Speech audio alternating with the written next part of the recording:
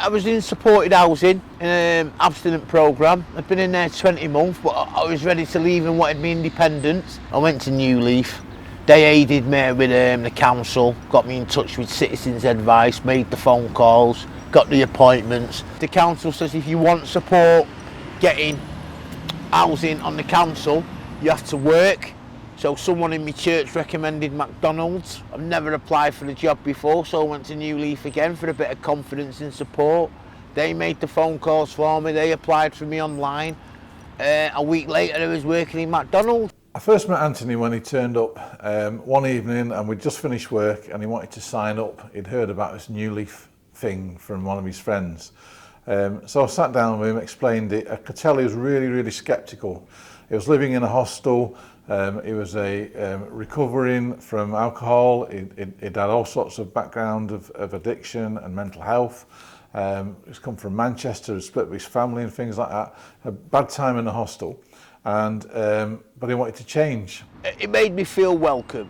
We discussed things other than just the issue, which is good to see how we are and how I'm coping.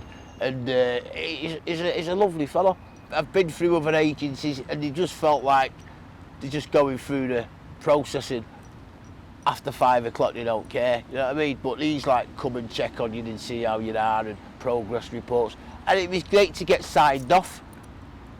He's in his 40s, never ever worked in his life. He'd lived on the streets, as they lived in a hostel, never had to apply for work before. So doing his CV, he got actually quite emotional about it, a little bit worried about it, about going for interviews. So I sat down with him, we made a few phone calls, to be honest with you, and I encouraged him to apply for work in different places, one of them being McDonald's. McDonald's, I actually feel like it's a family atmosphere. The managers downwards all pulled together, they're all supportive. The managers are the hardest working there on the floor, so they inspire you. My brother told me, Anthony, to get your first job and actually enjoy it, you don't know how blessed you are, because he went through about 50 dead-end jobs and I like it. I'm doing qualifications in there.